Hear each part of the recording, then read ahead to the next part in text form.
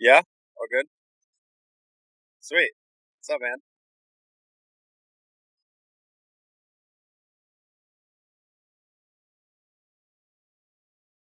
I went to Loyola Marymount University, which is in Los Angeles.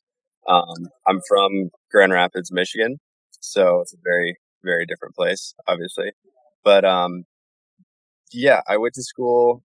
It was semi-formal filmmaking degree, more or less. I got a bachelor's in film and television production.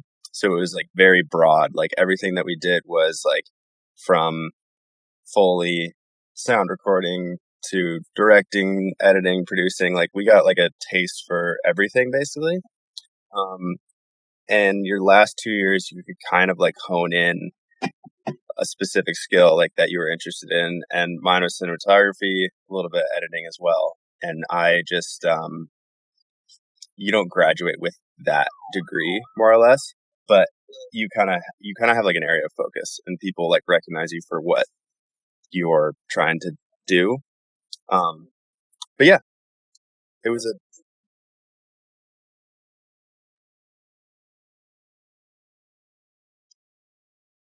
hmm, that's a good question.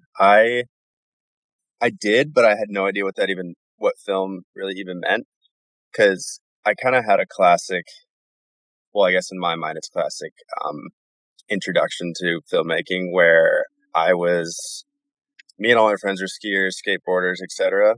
So it's like that natural next step where you're doing things that you want to like see over again. So you bring a camera and you shoot and throw things together. And basically, what ended up happening is I like I had no idea what film meant, but it was something that I did all the time to where it was just like either filming me and my buddies or I guess towards the end of high school it became more of a I was getting like small jobs to like make little videos for people. It wasn't in any means like making a movie.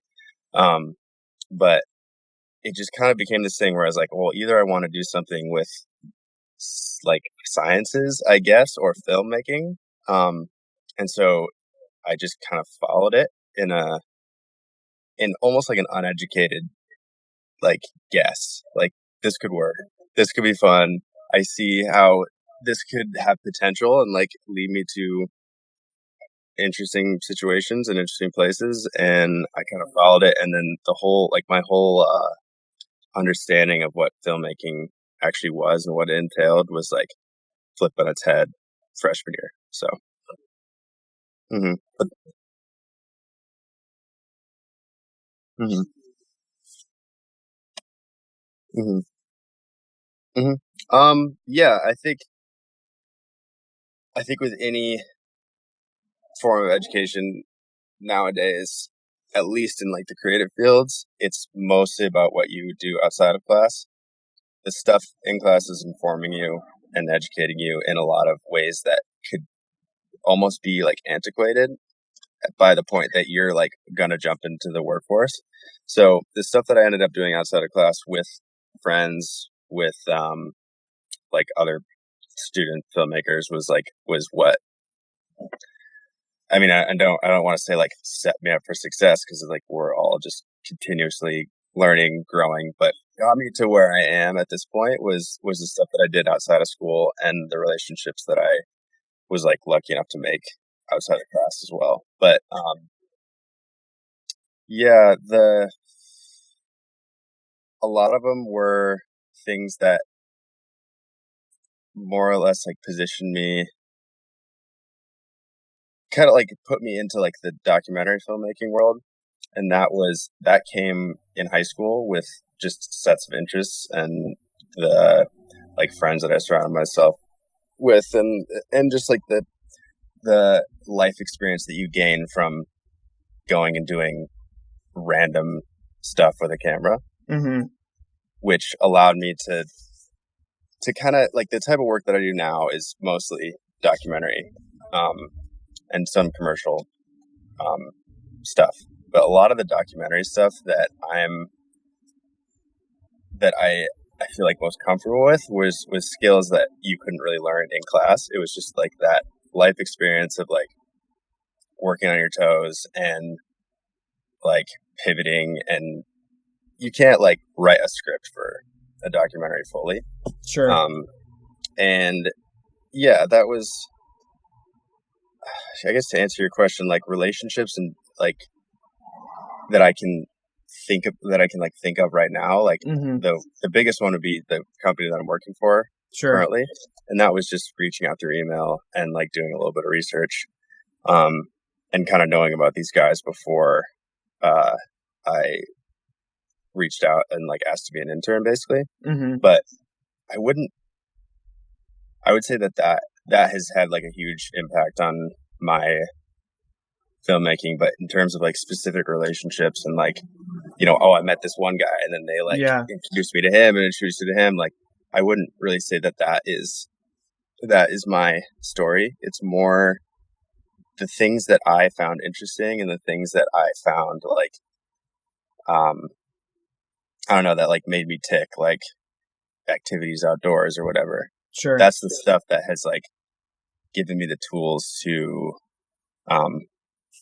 operate in like the doc world. If that makes any sense. Yeah.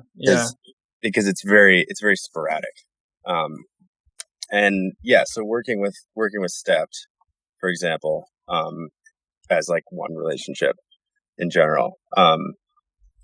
I knew who those guys were for, like I said, I grew up in the ski world. Sure. So I knew of them because they started as like professional skiers and snowboarders, and so I was aware that they had moved their like production company to Los Angeles. And when I was a junior, I just reached out and I was like, hey, if you guys have an internship or whatever, like I'd love to be a part of like whatever you guys are doing. And they got back to me, and that was just kind of the start of what was like a really awesome relationship, or is a really awesome relationship, with a group of people that are just like nonstop doing all types of work. Cool. And I've just kind of positioned myself as a cinematographer DP that they work with quite a bit. So, so that was your first gig out of school. That was my first, like, job, more or less. My first documentary job was actually as a freshman, and that was a complete failure. But like with a production company, that was the first thing first group of people I was hired with. Cool. And so there weren't necessarily any open positions. You just kind of cold emailed them. They started when I was an intern. They were in their upstairs bedroom in like an apartment. Wow. And obviously the type of work they were putting out was like very high end, but it was head of post-production, 3 co-owners who kind of all did their own thing. One was more of a director, one was more of a shooter, and one was on the financial side. And then they just brought on an executive producer to try to bring in more work when I was hired as intern. So it was a very small operation, and now there's like 30 plus full-time people. We're in like a big office, and it was kind of one of those things that was like very much at the right time. And I feel like if I were to approach them now, like with my body of work, like I'd be able to work with them, but not have that same type of relationship that I have with them now, where like basically I got in at the right time, at the perfect time. Lucky. Yeah. So a lot of people too, like, I don't know what your are you going to film school or? So I go to school in Fort Collins, Colorado. Do you know where that is? Yeah. Yeah. So I go to CSU, and I'm a journalism and media communications major. Nice. And like I said, I have a video production internship currently. And the dream for I grew up racing mountain bikes in high school, And Mm-hmm. now that I've come out to Colorado, it's a lot of climbing and skiing, and would like to break into ski mountaineering and more alpine climbing and that sort of thing. Mm-hmm. So essentially, like, my two biggest passions or things that I've like loved doing are storytelling in one form or another, like photo, video, or writing, and then being outside. So my whole goal is essentially to find a way that I can do both at the same time. Mm-hmm. Totally. So, and it seems like, you know, with that project that you did with Morel, like that's exactly it. You know, not necessarily being in front of the camera, but having a more behind the scenes role. And for me, that, you know, that I've got two boxes and they're hard to combine, but that's exactly what it is. Mm-hmm. Absolutely. Yeah, like, I think the internship is kind of, it's really finicky, and it depends on like what type of internship it is entirely, because a lot of my friends, and this is probably not the same situation in Colorado, but in Los Angeles, like, the thing is, like, you go to school, and when you're a junior, you want to get as many like outside of school, like work experience, like things as you can. Yeah. So people are like, oh, Universal Studios or like Vice or whatever. Like, I'm gonna go try to get like an internship with these names that look great on a resume.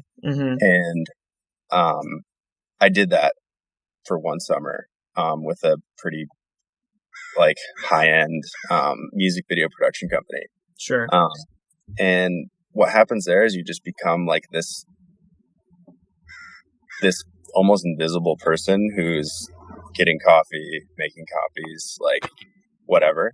And unless you have like the opportunity to prove yourself, it's more or less worth it or worthless. Except if you're going to use your resume, which in a lot of ways, like what I want to do full time is be a DP. Sure. And you're not going to hand your resume to somebody. Like, yeah. You're going to show them your reel, or you're going to show them your work experience, or like certain cuts that you've done. So yeah, like, I don't know if this advice like applies to like everybody, but I guess what I found is that internships are very important in a lot of ways for experience. Yeah. But the bigger you go, the less experience you get in a lot of ways. Because what happened with me is I went to a place where there wasn't any sort of formal internship, but it was a like launch pad for me to just do a whole bunch of random shit that I would never even expect to do or learn. Because I was like the one guy who was doing a whole bunch of random stuff that was way out of what like an unpaid intern would be trusted to do, more or less. So yeah, I think that's something that I found to be really valuable. Yeah, and that's interesting because my stepmom has worked in newsrooms in Minneapolis for like over 20 years, and she was even telling me, don't apply for, if you want to work in news, don't apply for an internship at my company because of all of the union laws that they have in place. Interns can't do anything, so you should go to apply to these stations because they're a little bit smaller and you'll have more hands-on experience. So that's interesting to hear the exact same thing from you. And literally this last week I've been like scrambling to try and find something to do over the summer that's at least mildly related to my major and pays like at least $12 an hour, hopefully more. And you know, I'm only a sophomore, so it's not like I need something like right now, like right this summer. But I don't know, if I can do something related to what I want to do and it's looks good on a resume and it pays, I'd love to do it. Yeah, totally. So another side note question, as somebody that's never worked like on a professional production team, what exactly would you do as a director of photography? Like there's director of photography, there's cinematographers. How are those all different? Right. That is hugely dependent on what type of production it is. Okay. So in the most like traditional sense, there's a director, and he or she is the person who's leading everything creatively. And they work with every other head of each like area of focus, like whether that's like production design or art direction or the cinematography or like, you know, obviously with the producers and stuff as well. It's almost a difficult question to ask because like on a Hollywood set there's hundreds of people that are working to do very small jobs. Yeah. To like make everything work. But in its simplest form, you have a producer who is planning and making sure everything works logistically. Mm-hmm. They have some creative say as well, depending on like what type of producer they are. But sometimes if the producer has a story, they're making sure everything works. They hire a director that they trust to carry out that vision, and a director will hire a cinematographer that they trust to carry out that vision visually. Mm-hmm. So everyone is kind of like operating on their own plane, working together as a whole. Sure. So director of photography would be responsible for, say, like a script comes in like a narrative film versus a documentary. They would read the script, work with the director to define like a visual, like aesthetic or way of capturing it or anything, pretty much like any visual combination that you would think would best serve the story. Mm-hmm. And then that's their job to also logistically figure out how to do that with lighting and with like what cameras are going to be your best tool. So they're the head of everything that is visual. That sounds sick. It's really fun. And the stuff that I do is a little bit less polished in that sense where you don't really get a script, like at least with documentary. Like you're not getting a script shot for shot. Like this is an exterior wide angle shot of this person walking from here to here. You are given an idea and a story, and you're still working with the director to like define how that's going to look and how that we're going to be able to like best tell it. But also like logistically, you need to be able to understand how you're going to make it work. Like if you're going to be hiking through the Arctic Circle in Greenland, exactly, you're going to be able to take like 3 red cameras and like 20-pound lenses and a bunch of like production equipment to make it look good. It's always kind of like finding like the balance of like what you can, at least what I do sometimes, like what you can carry on your back and how you can like elevate it to make it look like a movie and not like shooting on like a DSLR or a GoPro or something, while still like physically and logistically making that work. And what I will say about that video in the Arctic Circle was that's why I was so fascinated with it and loved it so much, is because it had the production value of something that is like way ahead of what I would expect to be possible logistically in that exact environment, because I shoot climbing and like I try and film skiing as much as I can, and I know how much of like a logistical challenge it is to bring my like mid-sized Canon SLR with me on either of those things, and I know that you guys are shooting with bigger stuff than that. So it was watching that from like a video person's perspective was super cool because I knew how hard that was. Awesome. Well, thanks. First off, I appreciate that. And yeah, like it's always a bit of a challenge, and you obviously end up having more hands. But with that one, for instance, we had a director, we had a producer, and myself, and then a photographer came along, but he was kind of operating on his own, just with photography. But yeah, it's always a puzzle, and honestly, sometimes too, it's the producers that you work with that come up with like the crazy loopholes and how you can figure that stuff out. Yeah, and just like a big part of working with bigger cameras too is having people on your team as well, because a lot of it isn't just solo operation.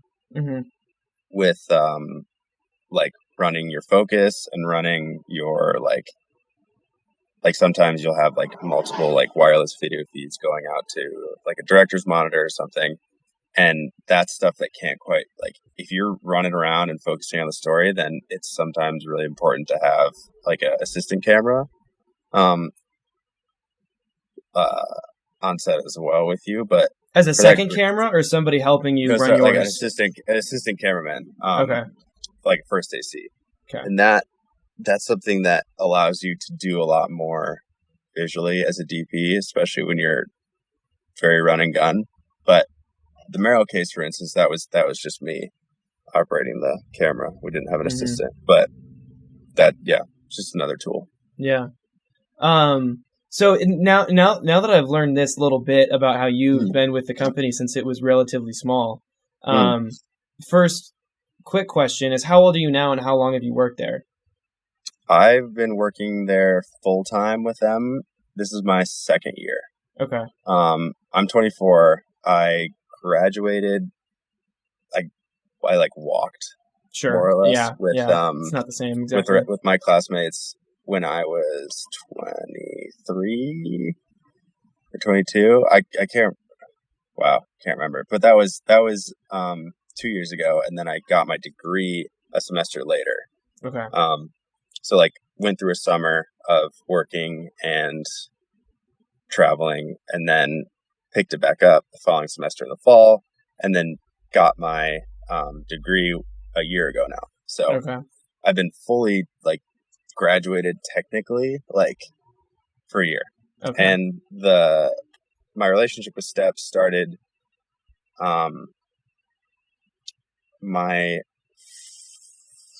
the fall of my senior year. And come spring, they asked if I'd be down to like work for them. So I said yes, of course, and started doing like primarily editing and stuff with them. And then that following summer, I ended up being able to shoot my first project with them, and then that relationship just kind of became more shooting and a lot less editing. Yeah. So I've been with them for 2.5 years now, and half of that time was like a mix of like interning. I worked a couple other jobs and had a couple other like shoots outside of Steps, and then was full time about a year later. And now, this is so like convoluted. But basically, I've been with them. I've been like a relationship more or less for about 2.5 years. Okay. Yeah. So say I'm me. Yeah. And I want to work for Stepped or a similar company. What do I need? What do I need to show you guys? That is a really good question. It really depends on what role you want to fill. It depends on if you are in it for working for a company or if you're in it for just finding the jobs that excite you the most. More the latter. Because, and the biggest thing you can do for yourself would be to define as best you can, because obviously that your definition changes. Sure. Like sometimes I feel like that the definition of like what I want to do changes like daily, but there's still a certain calling that you kind of check back with every now and then. That's like that excitement. That's like, yes, this is what I want to do. And that's what you should hold on to, and try not to let like getting a job somewhere change that. Like you can have a, like, obviously you need to make money and be employed. Like that's a big part about, surviving and buying food and paying rent, etc. But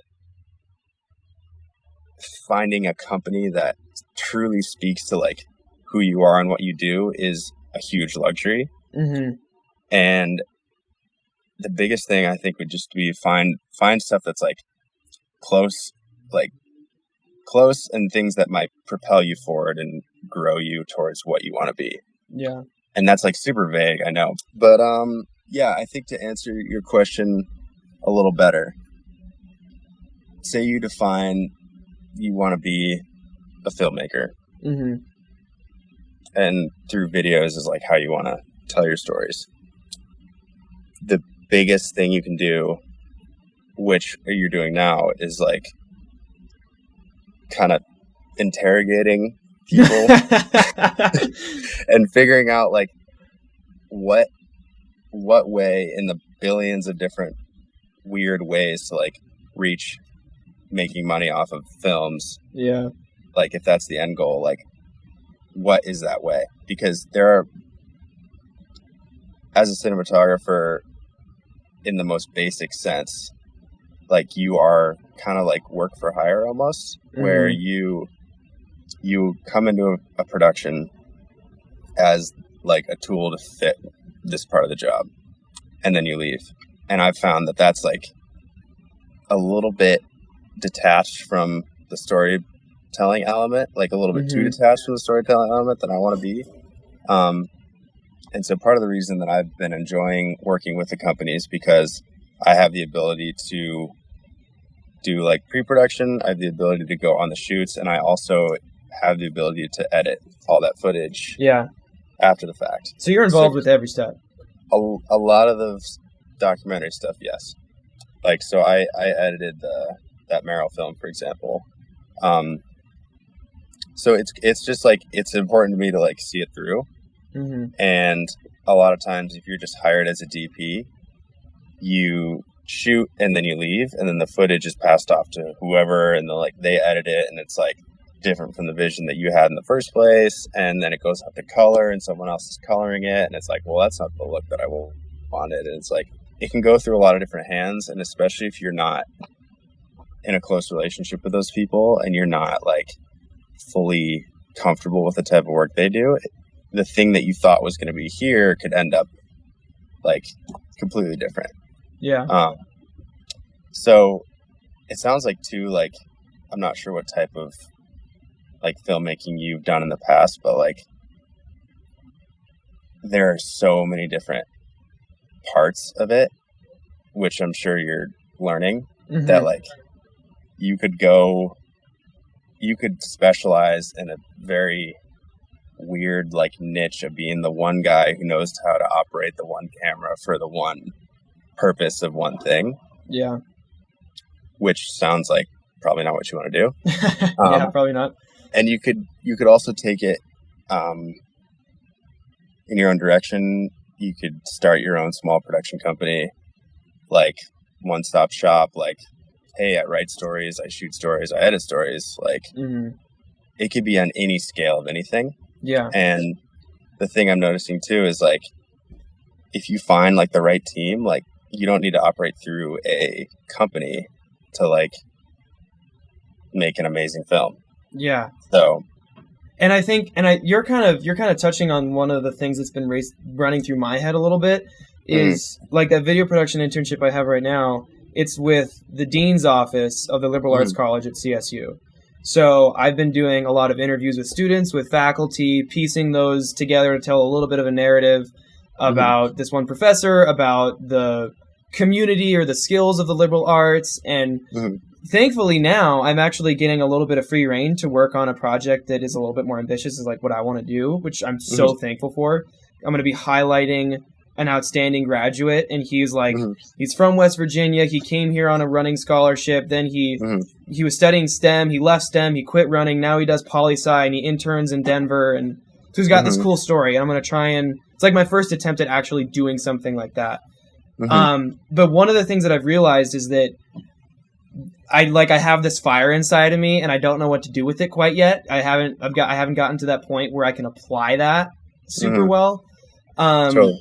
And I've realized, like, if I were, with the background knowledge that I have, with the experience, the little experience that I have, but my intense drive to do something, if I'm thrown into a team of people that are actual filmmakers, I'm more than confident that I could be put to good use and effective and learn a shitload.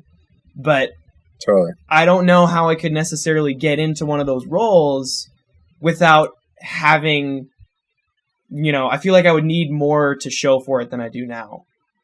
Yeah, that's true. And that's the hard part about even like some film schools where like they expect you to have a portfolio, but it's like, well, I don't have an area of focus, but like I know I'm a good storyteller. Like how do you how are you supposed to, prove that without having like a portfolio or a body of work? And I totally understand that. And I think the thing that I was lucky enough to kind of be equipped with was editing, first off, because that was the thing that like turned people's heads, because I could piece together a story and like was technically proficient at computers and whatnot. And then that was something that allowed me to get in with a group of people and then be like, hey, this is what I can do, but I'm also really passionate about shooting. And I was just lucky to get the chance to do that and then use that chance to be a proving ground for like future work. Yeah. So maybe what you're technically really good at would be something like producing or even just like story ideation or screenwriting or whatever. Like say there's like a smaller production company like in Colorado that needs somebody to help produce, like put together like production schedules and find locations, find characters, like anything of that sort. And then you were in with that group of people and then you said, hey, like I think that one thing that I would really love to do is like, I don't know, I just shoot, I guess it's like what I keep coming back to. And you find a way that you could position, you try to like position yourself as a valuable tool for like what's needed. And another thing too is just kind of like faking it a little bit. Like you obviously can't fake a portfolio, but you can say, oh yeah, totally. I produced plenty of films. Like I know exactly what to do. And then you just go on the internet and figure out what a call sheet is, and then you make it, and no one needs to know. Yeah, and that's the thing. I wouldn't have this internship now. I wouldn't say that I faked, but I definitely oversold it, and I wouldn't have this internship now if I didn't do that. Mm-hmm. And I've learned a shitload, like so much. Like my, like I said earlier, my whole perspective has been like flipped, but in the best possible way because of it. Totally. Yeah, totally. And it's good to, you always hear like under promise, over deliver, but like if you over promise and deliver something close to that, like I don't know, can be just as effective. Yeah. That's super cool. Mm-hmm. Because you're the second person that I've talked to so far for this project, and closest. I mean, it's great that I was able to chat with you because you do close to, if not exactly, what I would want to do. And it's one of the themes that I've learned throughout talking with you and the other guy that I've interviewed so far, as well as just other people in general, is that there's a relatively, you either got to be really pushy and get away with it, or you got to be lucky, is kind of what I'm learning, because you have to make those opportunities for yourself that wouldn't necessarily be there otherwise. Yeah, and I think too, both of those things are true to an extent, but they also sound a little bit cynical. They do, yeah. In a way. But another thing on the more like, I don't know, like philosophical side of things is I like truly believe that if you are on a path that, hold up, my music always starts when I'm on a call. So I'm like, okay, there we go. All right. What was I saying? Oh yeah. If you're on a path that at your core feels right, you're doing things that speak to you, and you're acting in ways that are like propelling you towards some sort of goal. Like it doesn't have to be a defined goal. It just kind of has to be a feeling. Like to be honest, I've never felt like 100% confident about a lot of decisions that I've made. Like, man, like this would really like benefit my career if I like did this versus this. Like it's all based on a feeling, and I'm incredibly indecisive. And the one thing that keeps, I kind of it's like almost like hindsight. Like all of a sudden, because I'm like hindsight's following 2020. if I'm following like a bit of intuition, which I feel like I have like over the years, versus like what people are telling me I should do, or like what my kind of like weird internal dialogue is telling me what I should do or shouldn't do, I can look back and see these like weird jumps of time where these like strange coincidences have just like appeared and I didn't realize them until like looking back. And I don't know, it sounds weird, but I do believe if you are following a strong inner feeling, there are opportunities that are going to come to you that you can't plan for, and there's opportunities that are going to come to you that you might not even realize were opportunities until a couple years down the road, and you realize that was something that was very big. Yeah. It's not ever going to be this moment where you're like, this is my big break. And the one time that I felt like I had that was a huge flop and a failure. And I was like, well, like, I'm never going to work in film again. Like, no one's ever going to hire me again. But that was like the one, I just like assigned so much value to something that ended up being nothing. Oh my God. Okay. This is just weird because everything that you're telling me right now is exactly what I need to hear. Awesome. Because so there's a company in Minnesota. It's called Quality Bicycle Products. They're like the biggest bike parts distributor, and they own like 5 brands or whatever. I was applying to be a copywriter there over the summer, and I spent like 3 weeks perfecting my resume and my cover letter and all this sort of stuff, and editing my writing samples. And it took too long, and literally the day that I was going to submit my application, it closed, and I couldn't even do it. Damn. And I was like, I was beating myself up left and right, and I was talking with my girlfriend, like, what do I do? And she literally said the same thing. She said, Ben, you create visions for what your future is going to look like, and assign way too much value to things that don't have any certainty to it. And absolutely, that's just it's like, you're talking about coincidence, and this could not be more of a coincidence. Yeah. I mean, and the universe does crazy things. It seriously does. It really does.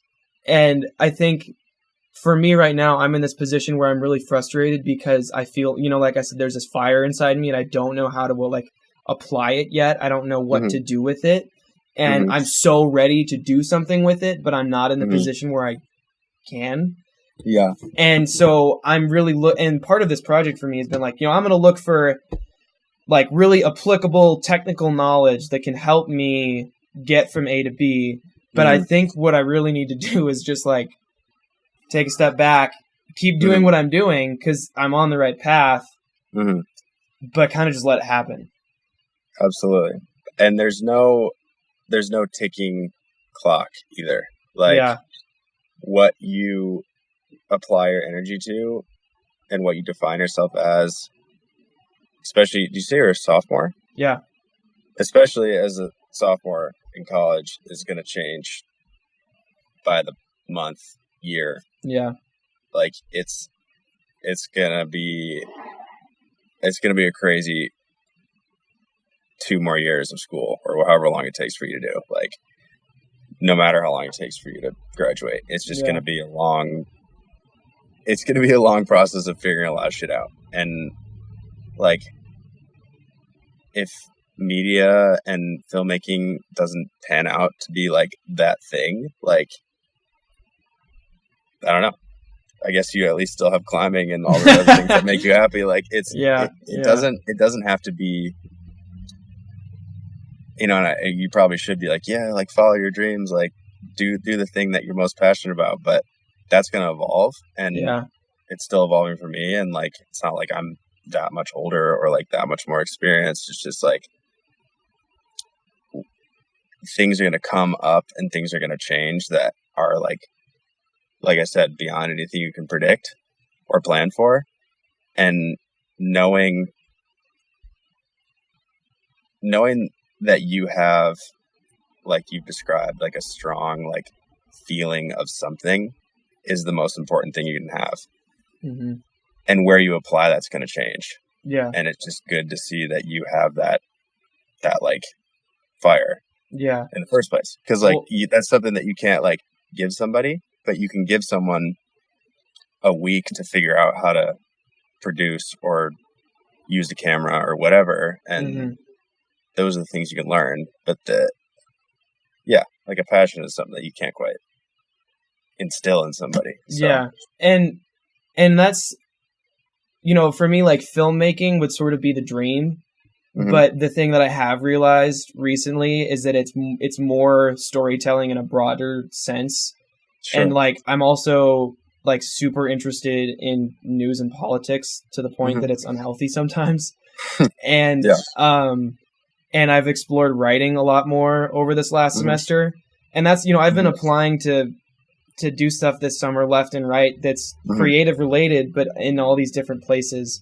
And I think that's kind of what I'm trying to do. And I've sort of realized recently, it's like, it doesn't have to be this one thing, but as long as it's creative and it involves stories in some way, I think I'll be okay at it. Awesome. Yeah. Yeah. And I guess this isn't my experience, but my girlfriend is also in film, and she, for example, has a lot of similar passions and drives to you do.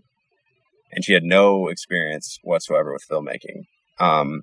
And that was like a calling that she had, like, randomly for whatever, she did. She like actually made a list of stuff that like spoke to her. And then one of the potential avenues was like filmmaking. So having no like real technical knowledge of what that meant, like she started just doing stuff that involved like finding stories, bringing stories to people who had the tools to make them,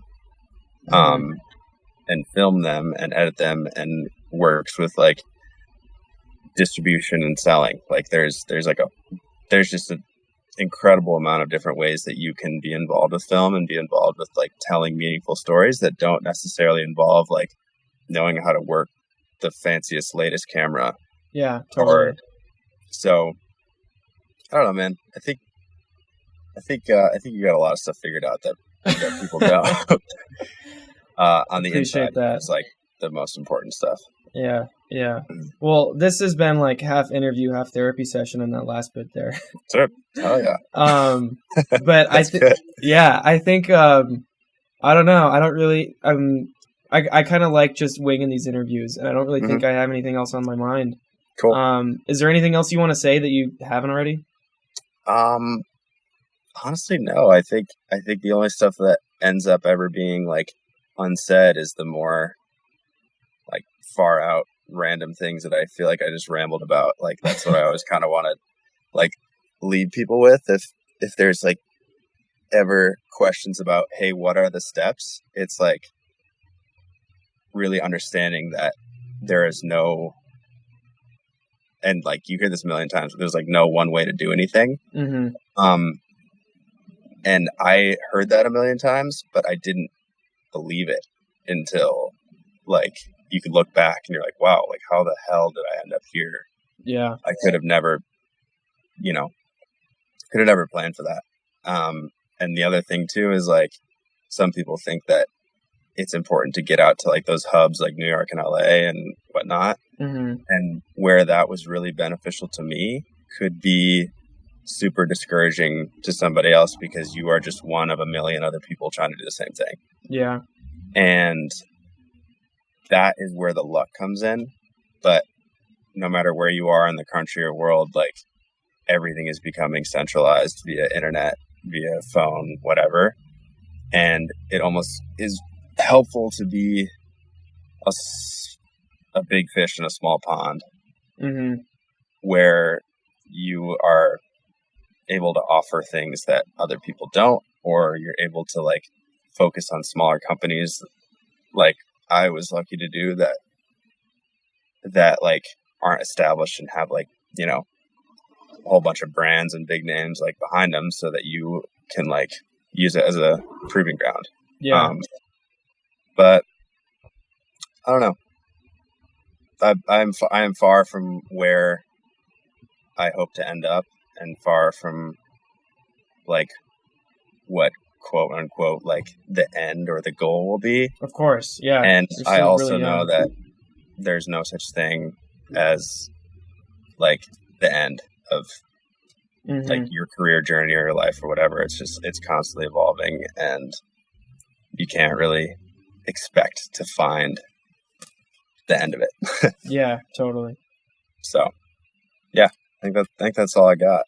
Awesome. Well, again, thank you so much for your time. Yeah, man. I really appreciate it. I kind of needed this.